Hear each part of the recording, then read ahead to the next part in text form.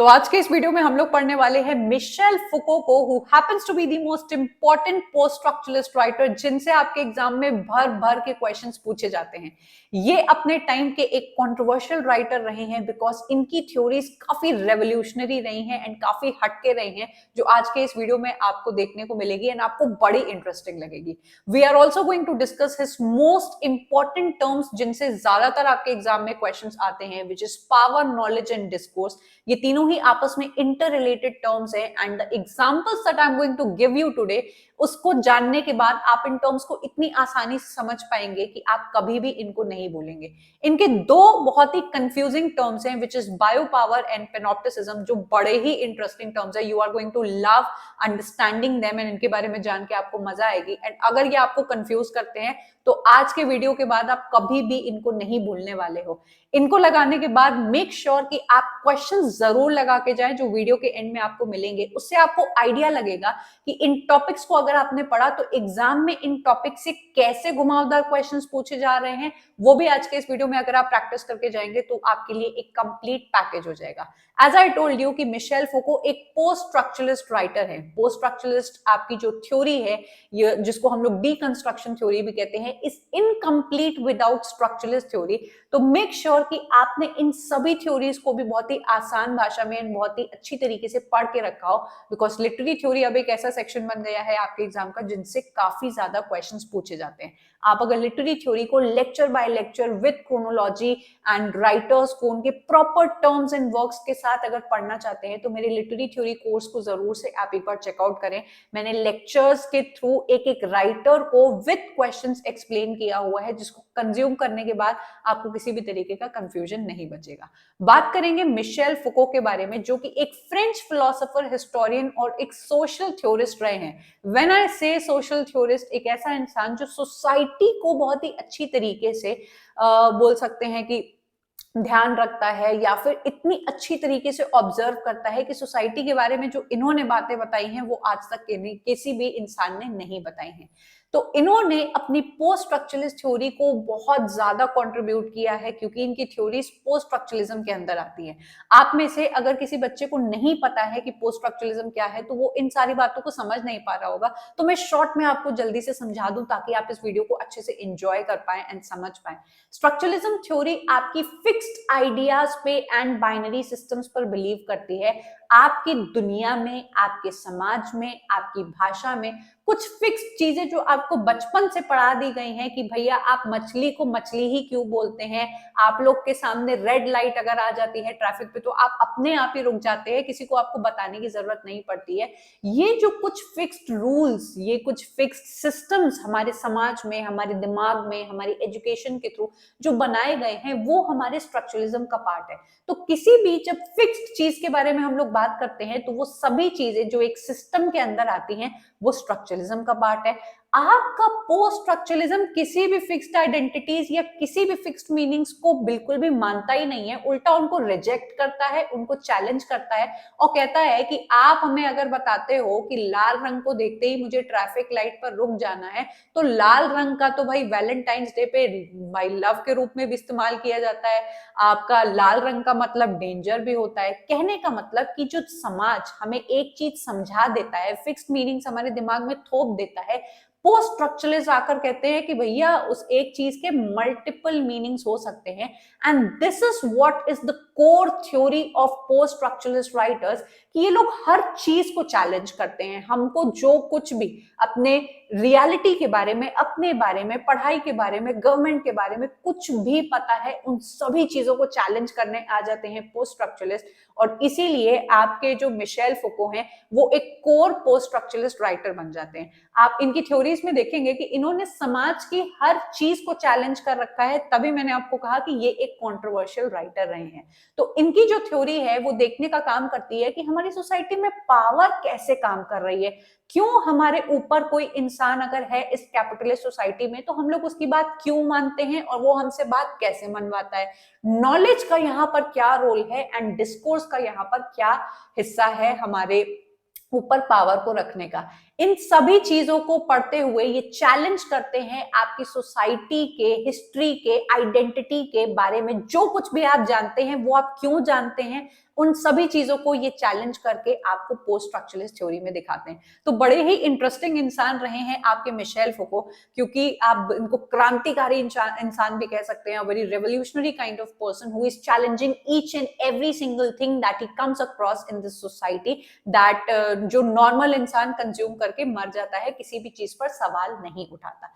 तो आपके Michel Foucault के कुछ इंपॉर्टेंट वर्क्स हैं। अक्सर हम लोग क्या करते हैं कि थ्योरी को पढ़ लेंगे, राइटर को उठा लेंगे, उनके टर्म्स को पढ़ लेंगे और एग्जाम देने चले जाएंगे, एंड ये हमारी बहुत बड़ी गलती होती है। जितने भी बच्चे इस वीडियो को देख रहे हैं, इस पर्टिकुलर स्क्रीन का आप स्क्रीनशॉट लीजिए, बिकॉज इनसे आपके एग्जाम में मल्टीपल क्वेश्चंस पूछे गए हैं। इनकी ये जो किताब है मैडनेस इन सिविलाइजेशन, और इसका जो डेट है, we have birth of the clinic, we have order of the things, we have discipline and punish, we have history of sexuality, we have archaeology of knowledge, what is an author, the most important ऐसे जो मैं आपको आने वाले कुछ दिनों में एक वीडियो के थ्रू पढ़ाने वाली हूं, then we have other works as well. इनके वर्क्स इतने ज्यादा इंपॉर्टेंट है, इनसे आपके एग्जाम में क्रोनोलॉजी पूछी जाती है, डेट पूछी जाती है, इन सभी वर्क्स को डिटेल में भी पूछा जाता है जो मैंने पढ़ा के रखा है अपने कोर्स में।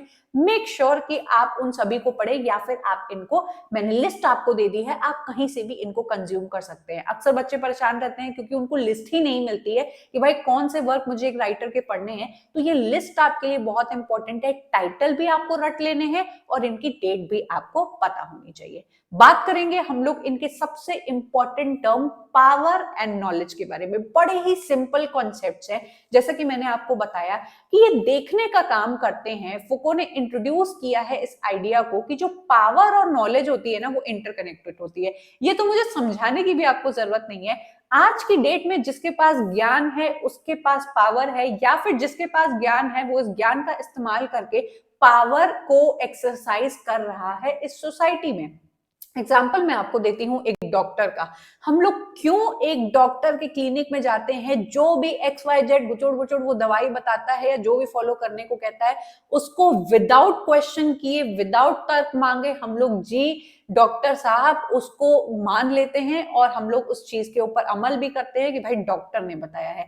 क्योंकि हमें पता है कि डॉक्टरी की पढ़ाई इसने की है, he has the knowledge, and वो डॉक्टर का इस सोसाइटी में कितना बड़ा रोल है, कितना वो पावर एक्सरसाइज करता है। किसी भी आप नॉर्मल गली के भी डॉक्टर को देख लीजिए, वो भाई अच्छे पैसे छाप रहा होता है। क्यों? क्योंकि उसने उस नॉलेज से एक पावर एक्सरसाइज कर ली है हमारी सोसाइटी में। मिशेल फुको बात करते हैं इनविजिबल पावर के बारे में, जो कि जानबूझ के या डंडा मार के ऊपर नहीं, आपके ऊपर नहीं, मतलब चलाई जाती है। एक ऐसी पावर जो अपने आप ही काम करती है, जिसकी वजह से अपने आप ही जो नॉलेजेबल पर्सन नहीं है वो जी हजूर या जी डॉक्टर साहब करने पे मजबूर हो जाता है।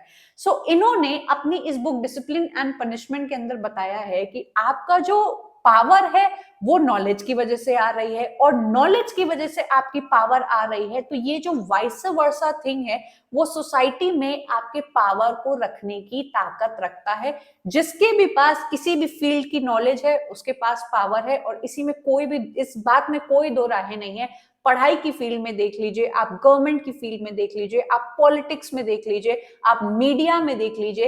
किसी के पास वीडियो एडिटिंग करने की भी स्किल है ना, वो भाई अपने चार्ज रखता है कि भाई मेरे पास वीडियो एडिटिंग की नॉलेज है, तो भाई पावर उसके हाथ में है, उसको मुंह मांगे पैसे मिलते हैं। So this is what he is trying to say कि आज के जमाने में मॉडर्न इंस्टीट्यूशंस में कोई आपके ऊपर डंडा मार के रूल नहीं कर रहा है या पावर दिखाने की कोशिश नहीं कर रहा है। दीज आर इनविजिबल सोर्सेज, जहां पर नॉलेज का इस्तेमाल करके आप अपने एक सर्टेन बिहेवियर को दिखाकर मेंटेन करते हो अपने वट को, अपने पावर को इन द सोसाइटी। एंड यही पावर एंड नॉलेज का कॉन्सेप्ट है ना। ये जो पावर एंड नॉलेज है वो आती है डिस्कोर्स से।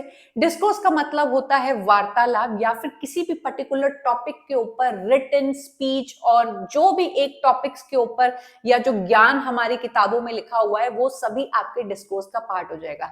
हम लोग डॉक्टर की बात मान लेते हैं, हम लोग लॉयर की बात बड़ी आसानी से मान लेते हैं, क्योंकि एक आम इंसान को ये धारा, ये आर्टिकल, इस सेक्शन की कोई जानकारी नहीं है। आपको कोई भी लॉयर कितनी भी फीस लेके उल्लू बना के जा सकता है। क्योंकि उसके पास अपना पढ़ा हुआ discourse, the power of using the knowledge, the power of using the language, the power of his own degree जो उसने पढ़ाई की है लॉ की, उसका वो इस्तेमाल करता है आपके ऊपर एक्सरसाइज करने के लिए। द कंट्रोल, आप उसके सामने बिल्कुल ऐसे हो जाते हो कि यार मुझे तो ये धारा के बारे में नहीं पता। इसीलिए आजकल काफी सारे यूट्यूब पर शॉर्ट्स चलती हैं, रील्स चलती हैं, जहां पर काफी सारे लॉ वाले स्टूडेंट्स वो आपको सेक्शन सिखाते हैं, लॉ के बारे में बताते हैं कि भैया डरने की जरूरत नहीं है, आप ये लॉ कोट कर सकते हो जो आपके लिए जानना जरूरी है एज सिटीजन्स। तो क्योंकि हम लोग किसी भी चीज के नॉलेजेबल नहीं होते हैं तो हमारा कोई भी फायदा उठाकर चला जाता है। ओ माय गॉड मूवी आई थी एंड उसमें भी ये चीज दिखाई गई थी कि हमें काफी मंत्रों की या काफी अपने ही वेदों की जानकारी नहीं होती है, क्योंकि कभी हम उठाकर पढ़ते तो है नहीं उनको, तो कोई उसका किसी तरीके से इस्तेमाल करके कैसे हम लोग से फायदा निकलवा लेता है वो भी उस चीज में दिखाई गई है। ठीक है, सो डिस्कोर्स के बारे में ये कह रहे हैं कि डिस्कोर्स आपके फुको के अकॉर्डिंग एक मात्र लैंग्वेज का जरिया नहीं है, ये एक सिस्टम ऑफ नॉलेज है जहां पर आपकी प्रोड्यूस की जा रही है पावर को, जिससे बताया जाता है या कंट्रोल किया जाता है एक सोसाइटी को कि एक सोसाइटी क्या कर सकती है एंड क्या नहीं कर सकती है, किस चीज को लेके रोका गया है आपको, किस चीज को लेके छूट दी गई है। इन सभी चीजों की इंटरकनेक्शन सबके हाथ में है आपकी पावर की, नॉलेज की एंड डिस्कोर्स की, and this is what he is trying to say. तो आपका जो डिस्कोर्स हो गया वो मात्र लैंग्वेज नहीं हुई, वो आपकी प्रोडक्शन ऑफ द टेक्स्ट हो गया जिससे आपके समाज को कंट्रोल किया जाता है। ठीक है, बात करेंगे हम लोग इनके अगले कॉन्सेप्ट के बारे में, bio power. Bio power is a type of invisible power जो हम लोग अपनी सोसाइटी में देख नहीं पाते हैं लेकिन हमारे ऊपर है।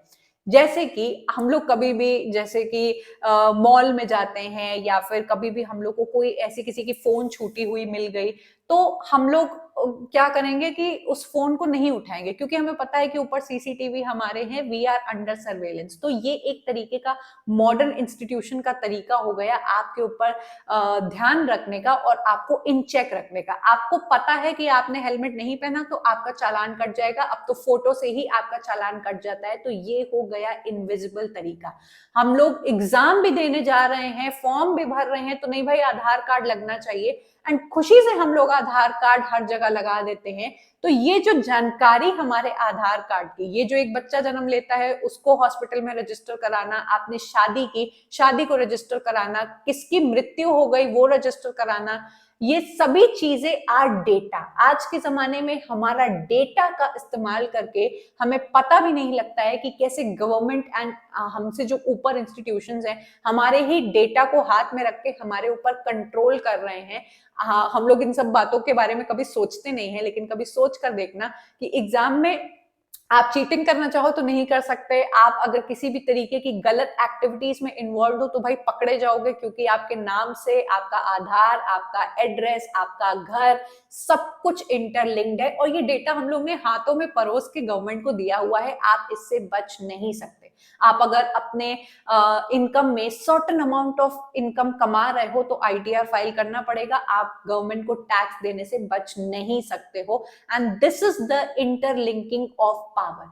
तो यहाँ पे बायो पावर का जो कॉन्सेप्ट है वो है इनविजिबल पावर को एक्सरसाइज करना। यहाँ पर कोई भी आपके ऊपर जबरदस्ती कोई चीज नहीं करा रहा है, लेकिन तब भी हम लोग अपने आप को सेल्फ रेगुलेटेड बिहेवियर के अंदर रखते हैं, क्योंकि हमें पता है कि अगर हम लोग ने कुछ गलत किया तो we are going to be punished for that. Bio power है एक ऐसा कॉन्सेप्ट जहां पे फुको कहते हैं कि modern governments and institutions exercise their power over people through invisible means. ये हम लोग को दिखाई नहीं देता है कि भाई आधार कार्ड लगा देने से हमारा क्या बिगड़ेगा, लेकिन आधार कार्ड आपने लगा दिया है, आपकी आइडेंटिटी गवर्नमेंट के पास है, चोरी चकारी या किसी भी फॉल्स मीन्स में पकड़े जाओगे तो भाई पूरे परिवार को आपके धर लिया जाएगा, क्योंकि everything is interlinked. This is what he is trying to say कि अनलाइक ओल्डर फॉर्म्स, पुराने जमाने में तो भैया डर होता था कि अगर कुछ गलत किया तो राजा आपको चाबुक मारेगा या काल कोठरी में फेंक देगा। आजकल आपकी फिजिकल वायलेंस काम नहीं करती है।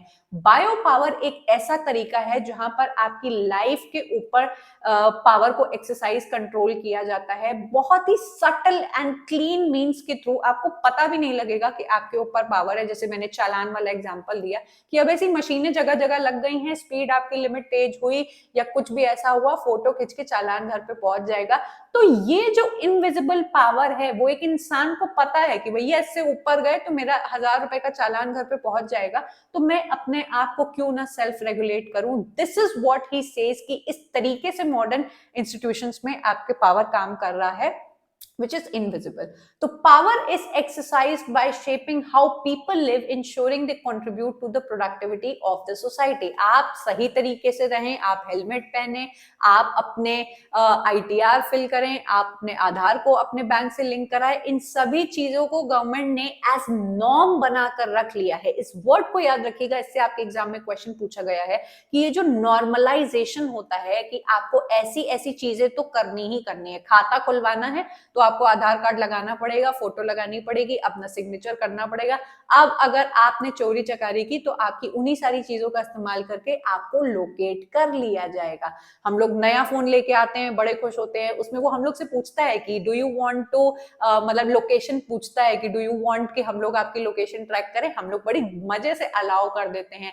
क्या हम लोग आपका माइक्रोफोन का एक्सेस चाह सकते हैं? बिल्कुल मजे से अलाउ कर दिया। कैमरे का एक्सेस, हमारी फोटो का एक्सेस। आज की डेट में हमारा जो अपनी प्रॉपर्टी ही हमारी अपनी नहीं है, हम लोग खुशी खुशी से अलाउ करते जाते हैं फोन की नोटिफिकेशंस को, एंड हमारा पर्सनल डेटा इन सभी बड़ी बड़ी कंपनीज के पास है, जो कभी भी चाहे हमारे फोन को इन्फिल्ट्रेट करके बैंक खाली कर सकते हैं, हमारी फोटोज का गलत इस्तेमाल कर सकते हैं। And this is what bio power, कि इन्होंने हम लोग से डंडा नहीं मारा, लेकिन इनविजिबल मीन्स के थ्रू इन्होंने पावर अपना कंट्रोल जमा लिया। ठीक है, इसी कॉन्सेप्ट से निकल के आता है पेनॉप्टिसिज्म, जो इनकी सबसे famous book discipline and punish के अंदर एक कॉन्सेप्ट आया था। इसके अंदर ये बताते हैं कि किस तरीके से मॉडर्न सोसाइटीज हमारे ऊपर कंट्रोल को तय करती हैं। उसका एक एग्जाम्पल लिया है जेरेमी बेंथम से, जो कि हैं आपके 18th सेंचुरी के person.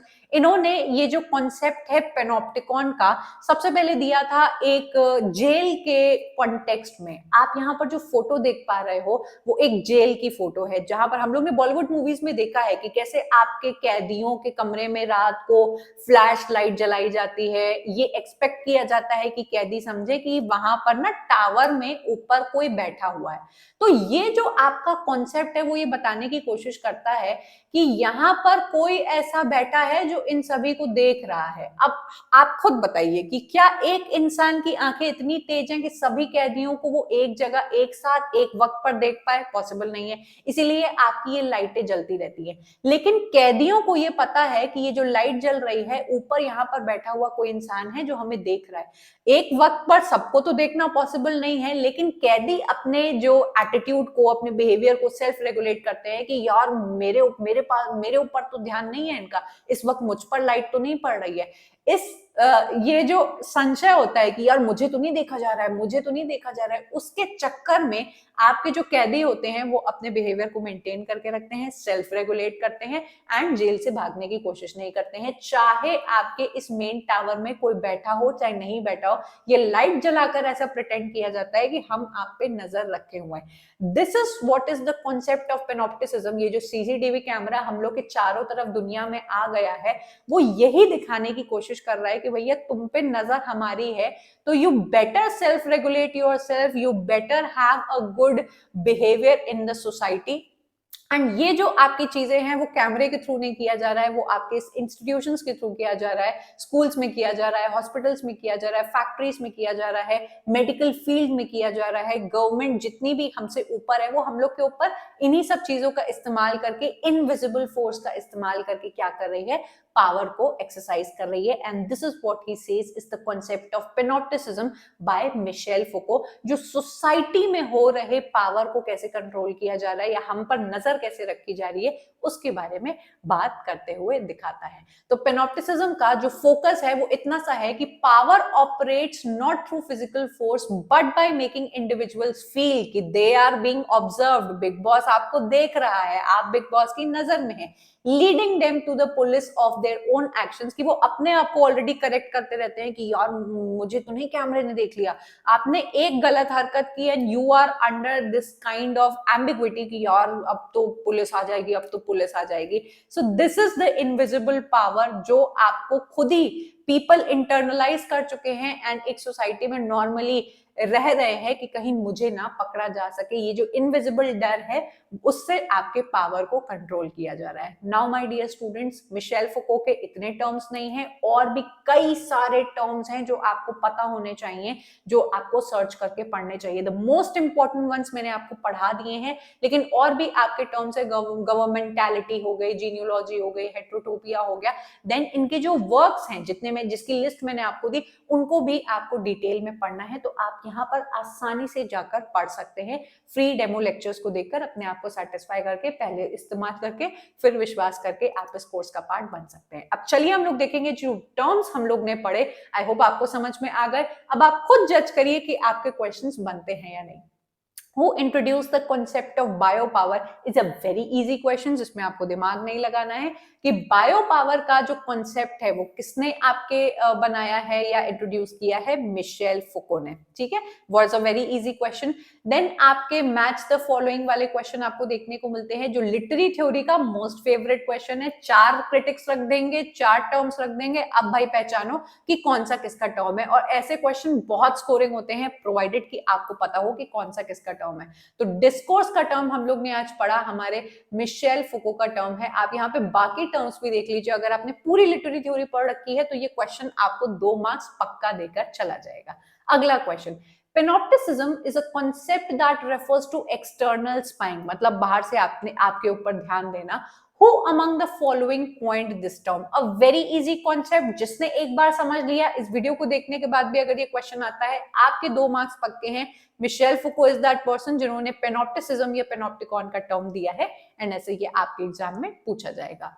Another question, match the following question, bio power का क्वेश्चन पूछा गया है कि देखो पहले भी पूछा गया, बाद में भी पूछा गया, तो ये टर्म्स रिपीटेड है। आपको एक बार पढ़ना है, नोट्स में एक बार देख लेना है, एग्जाम से पहले एक बार आपने रिवाइज कर लिया, यू आर डन। आपके मार्क्स जरूर से इन क्वेश्चन से बन जाने हैं। अगला क्वेश्चन देखिए, who among the following explored the shifting and contested power relations knowledge and the human body। आपके मिशेल फुको ने मेडिकल जो राइज ऑफ द क्लिनिक के बारे में बात की है कि किस तरीके से आपके क्लिनिक में पावर को एक्सरसाइज किया जाता है बाय द डॉक्टर्स। प्रिजन के कॉन्सेप्ट को इन्होंने उठाया है, सोसाइटी के कॉन्सेप्ट को इन्होंने उठाया है, जहां पे पावर, नॉलेज एंड डिस्कोर्स का जो इंटर रिलेटेड कॉन्सेप्ट है वो सोसाइटी में कैसे काम कर रहा है, वो आपके मिशेल फुको ने बताया है। तो ये क्वेश्चन भी आपके लिए इजी रहा होगा, इट इज नथिंग डिफिकल्ट जो आप नहीं लगा पाए होंगे। ये वाला क्वेश्चन थोड़ा सा एनालिटिकल है, एंड ये आपको देखिए बना पाते हैं कि नहीं। By which 2 of the following processes according to Michel Foucault does power operate? आपकी जो पावर का कॉन्सेप्ट मैंने आपको बताया, सोसाइटी में किस तरीके से काम करती है, उसके आपको 2 स्टेटमेंट्स चुनने हैं।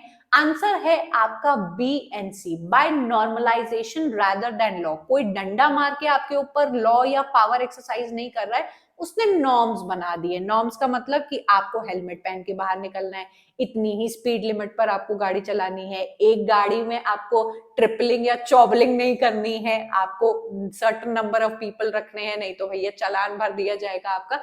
कुछ सोसाइटी में नॉर्म सेट कर दिए हैं, एंड अब वो सभी सिटीजन्स को पता है कि अगर आपने फॉलो नहीं किए तो आपका तो भैया पैसा कटना मतलब पक्का है, एंड जेल में भी फेंके जा सकते हो अगर आपने उन नॉर्म्स को फॉलो नहीं किया।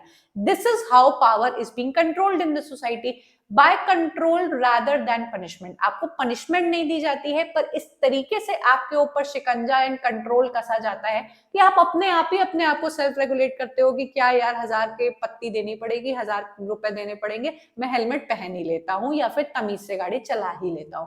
सो this is what how your power is being exercised in the society, and these were all the questions जो इन टर्म्स से आए थे। इनके वर्क्स, इनके बाकी टर्म्स से भी कई सारे क्वेश्चंस पूछे गए हैं। इफ यू वांट, आप आगे जाकर पोस्ट स्ट्रक्चरलिस्ट थ्योरी के बाकी राइटर्स को भी पढ़ के यहाँ पर क्वेश्चंस लगा सकते हो, और लिटरेरी थ्योरी के सभी राइटर्स को या सभी 14 थ्योरीज को एक जगह इत्मीनान से पढ़ सकते हो। You can also check out my other courses as well. अगर आपको मेरे पढ़ाने का तरीका इजी टू कंज्यूम एंड बहुत ही अच्छी तरीके से देर तक याद रहने वाला लगता है, तो आप बाकी कोर्सेज को भी जरूर से चेकआउट करें। मेरे यूट्यूब के वीडियो से आपको जुड़े रहना है, यहाँ पर तो आपको फ्री में कई सारा कंटेंट मिलता है, एंड आपकी मदद होती रहती है along with practice of questions and one liners and what not. मेरे टेलीग्राम और व्हाट्सएप के ग्रुप को जरूर से ज्वाइन कर लेना, क्योंकि यहाँ पर बच्चों को ऑलरेडी बहुत सारी फ्री सर्विसेज एंड डिजिटली आपकी स्क्रीन पर कैसे क्वेश्चंस लगाने की प्रैक्टिस होती है वो यहाँ पर डेली बेसिस पे बोथ पेपर 1 एंड पेपर 2 की चलती है। तो मेक श्योर आप मेरी कम्युनिटी का पार्ट बने। कोई भी नई नोटिफिकेशन आई, किसी भी तरीके का लिंक मुझे देना है या बच्चों से बात करनी है, वो सब मेरा इन्हीं प्लेटफॉर्म्स पर हो जाता है। तो मेक श्योर आप मेरे से जुड़े हुए हैं। आई होप आपको आज का वीडियो बहुत अच्छा लगा हो। डू लेट मी नो कि आपको सभी कॉन्सेप्ट्स को लेके कंफ्यूजन हटा या नहीं, आपको कोई कौन सा एग्जाम्पल सबसे अच्छा लगा। आपके फीडबैक के लिए always you are welcome on this platform. आप सभी के कमेंट्स को पढ़ के मुझे मोटिवेशन मिलता है कि मैं इसी तरीके से आपको आसान भाषा में कंटेंट पढ़ाती जाऊं और इसी तरीके से आपकी लिटरेचर की जर्नी को आसान बनाऊं। Do let me know your feedback. I'm going to meet you up next in yet another video. Up till then, bye and take care.